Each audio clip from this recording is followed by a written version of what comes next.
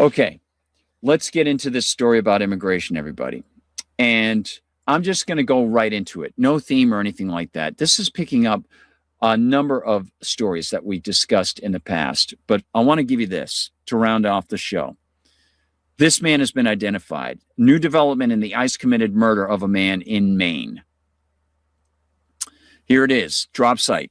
Breaking, the ICE agent who shot and killed 26-year-old Johann Sebastian Duran Guerrero in Biddeford, Maine on Monday has been ID'd as David Michael Brulette, 37, a former Maine law enforcement officer and Army veteran, the Portland Press-Herald reported. Brulette was first identified Wednesday by ICE List, a public database of ICE officers run from the Netherlands, which cited two people who knew him personally. His ex-wife confirmed this the next day. Now, check this out. His ex-wife, Ashley Brulette, said his ex-wife, Ashley Brulette, said he called, admitting to the shooting and asking her to lie for him.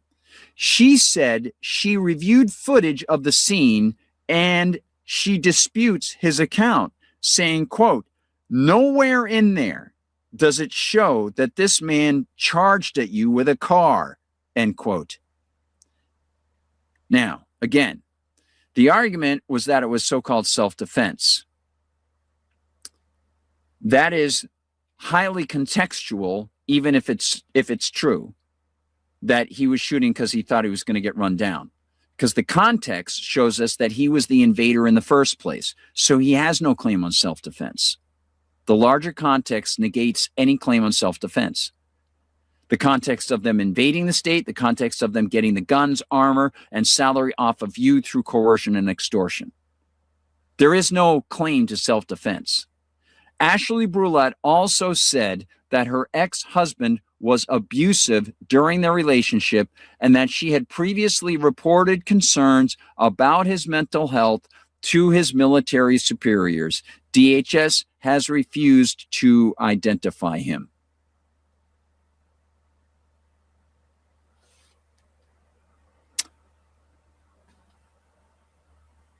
Now, there's more on the immigration police state side of things. Many members of our unofficial conspiracy know we often discuss the fundamentals on the historical and constitutional sides that show us the matter of immigration is not a federal one, and that pinpoint the 1875 Cheelung v. Freeman Supreme Court decision that invented their federal fantasy power. This, from New Hampshire Public Radio, offers a post-Cheelung overview of the nefarious federal actions. And of course, don't forget the 1882 Chinese Exclusion Act that I brought up, which actually nationalized the very thing that they tried to stop, the 1872 California Chinese Exclusion Act, which was the case that was brought up in the Cheelung v. Freeman case. So let me give you some of this information. I think you might find this interesting. Refresher course. When did immigration become illegal in the U.S.? This is a transcript from New Hampshire Public Radio with New Hampshire Civics 101 host Nick Capodice. Spoke with Julia, the hostess, on the history of immigration law. So, Nick, when did the first laws get passed in the United States that determined who was and wasn't allowed to come into the country? Of course, they kind of skip over the Alien Act, which was clearly unconstitutional. Well, the very first federal immigration law passed in the U.S. was in 1880. At that point, for our first 100 years as a nation, literally any person who came to the U.S. could become a citizen after a certain period of time. And unlike now, where we have a system that determines how many people from certain countries are allowed into the country, our first laws in the 1880s were qualitative, not quantitative. Okay, so he kind of skips over the Qilong decision in 1875, which is very important. He doesn't acknowledge that it was a state issue up until 1875. See how this works? This is why if you're getting something on this issue from NHPR, come to us. We'll give you the rest of it. The first restrictions were against people with certain kinds of communicable disease, they claimed. In other words, people who would work for less from China or Japan or other places like Thailand. And then they would claim, well, they might carry communicable diseases, so we've got to stop them. Well, that's the same argument the Californians made in 1872. And it was challenged in 1875. And then, without even actually quoting anything in the Constitution, the Supreme Court at the time said, oh, yeah, it's a federal power. Really? Really? Could you find that word immigration there? No, you can't. So you made it up. Welcome to the tinsel and tassels of the Supreme Court of 1882. Then in 1882, the United States passed 1875. Then in 1882, the United States passed the Chinese Exclusion Act, our first immigration law that banned immigration from certain countries. But the law that created a quota system, a system that resembles what we do today, was in 1924. It was called the National Origins Act, and it restricted individuals from certain countries, specifically from Eastern and Southern Europe. Wink, wink. How did they determine which countries would have restrictions on entering? Well, Julia, the National Origins Act was on its face a racist piece of legislation. This was in the eugenics era. Academics were pushing forward this theory that some genes are superior as opposed to others. This theory, promoted in America, would be acted upon by Adolf Hitler over a decade later in Germany. That's right. Hello, Margaret Sanger. But anyway, back to the law. The immigration law was supposed to determine immigration based on who was in the United States at the time already, but legislators looked at the 1920 census and they determined, frankly, it had too many Italians already. So they went back to the 1890 census before the big waves of immigration from Italy and Russia. They determined that it was the ethnic makeup they desired for the United States. They determined what it was. So to reiterate, prior to 1924, what we know as the Ellis Island years, almost nobody was turned away. Less than 2% of immigrants who came through Ellis were sent back. The National Origins Act was lifted in 1965. The next major piece of immigration law was in 1986, when President Reagan signed a law that gave legal status to anyone who had come to the U.S. illegally before that. So you can see that if you're watching and listening, if you're listening to NPR, you might want to come over to us and we'll give you some more actual firm information. By the way, Chris Coons, Democrat of Delaware, is taking some first steps. Put one foot in front of the other. Democrat Senator Chris Coons of Delaware joins Morning Joe to discuss a wide range of topics, including the latest deadly ICE shooting. Now, this was very low, so I brought the volume up. Pump up the volume, pump up the volume. I brought up the volume, and I'd like to play it for you now. So we'll go with a little Chris Coons action here. That's right, Chris C. At a starting point, but will not dig into the root of the problem. Here we go, Chris.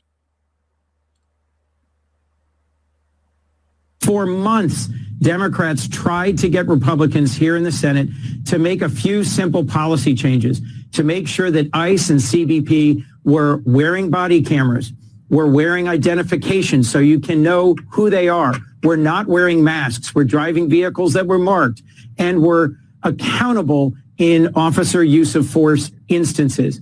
My colleague Susan Collins from Maine said that in voting for the $70 billion that was given by Republicans to ICE, she got a commitment for the wearing of body cameras and for use of force incident policies. That doesn't seem to have happened.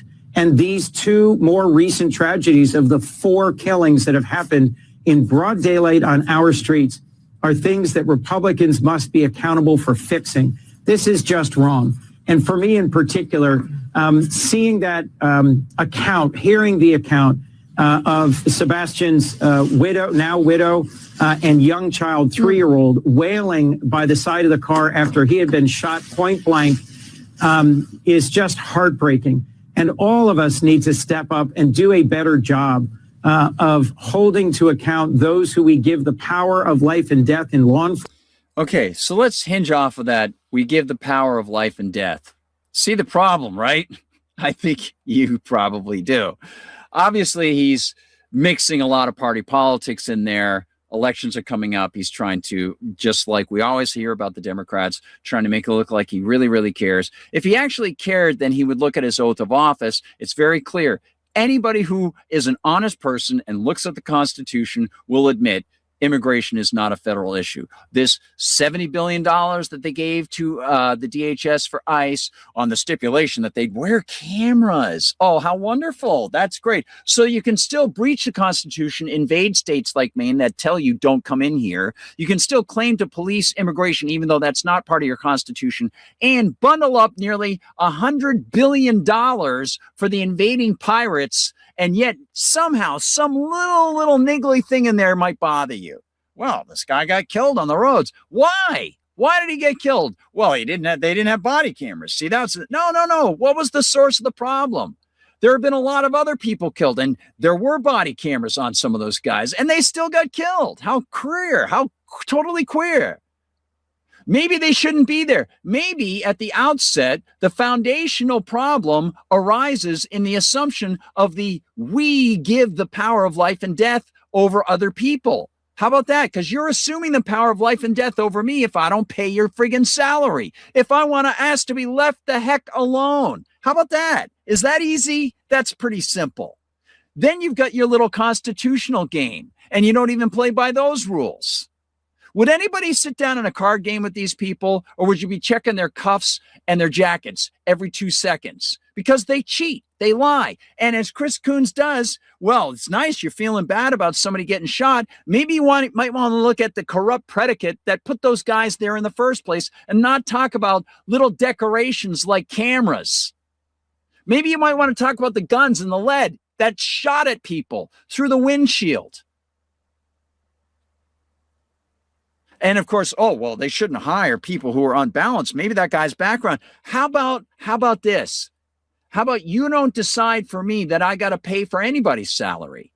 And then you don't have to argue over whether the guy should have been hired or not hired, because you don't have a right to hire him for me. You can't say, I'm doing it for your protection. Give me your money. I'm going to hire this guy. No, it doesn't work like that. I'm a sovereign person. I'm an individual. I was granted my rights by God, and you're not supposed to take those. Let's go to Rumble Chat. Great comments inside Rumble Chat right now. Great stuff from everybody. Thank you.